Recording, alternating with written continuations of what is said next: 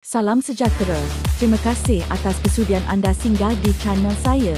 Jika anda seorang penggemar sukan bola sepak tanah air, bantu saya tekan subscribe kerana setiap subscribe anda itu sangat berharga.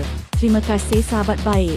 Malaysia memanfaatkan kelebihan beraksi di Stadium Nasional Bukit Jalil SNBJ apabila membelasah Vietnam dalam aksi terbaru kelayakan Piala Asia 2027. Kedua-dua pasukan memburu kemenangan agar dapat meraih kelebihan menerajui kumpulan F selepas dua perlawanan. 4 pemain baharu negara berada dalam kesebelasan utama iaitu Johnny Razabal, John Figueiredo, Rodrigo Holgado dan Facundo Garces.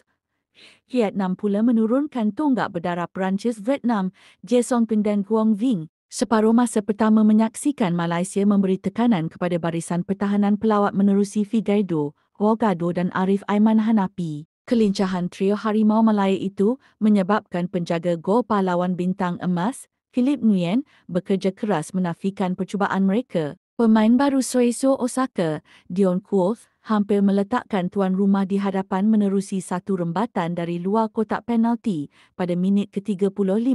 Malangnya, percubaan beliau dinafikan tiang. Vietnam kemudiannya terpaksa membuat pertukaran awal apabila Nguyen Tan Chung terpaksa dikeluarkan pada minit ke-37 akibat kecederaan. Seminit selepas itu, giliran Figueiredo pula menguji kecekapan Nguyen.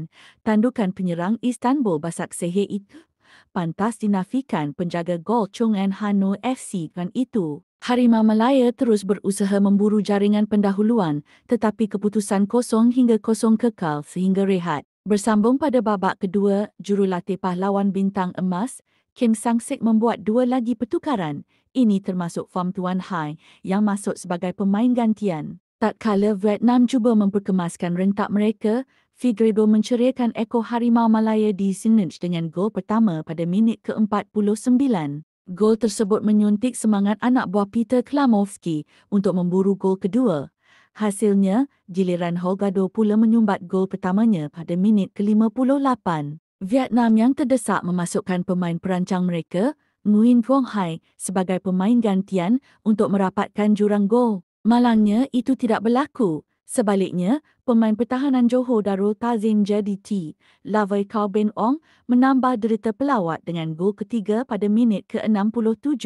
Bintang Velez Sarsfield, Emmanuel Machuca, diberi peluang membuat penampilan pertama buat Harimau Malaya pada minit ke-72. Penyerang gantian Vietnam, Nguyen Tien Lin, hampir menyumbat gol buat Vietnam pada minit ke-78.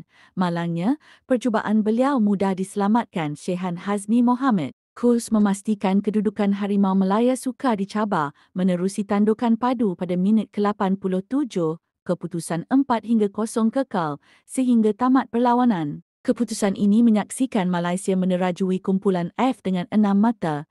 Lebih menarik, skuad negara juga belum dibolosi dalam dua perlawanan kelayakan Piala Asia 2027 setakat ini. Selepas ini, Vietnam akan menentang Nepal pada 9 Oktober. Harimau Malaya pula akan menentang Laos pada hari yang sama.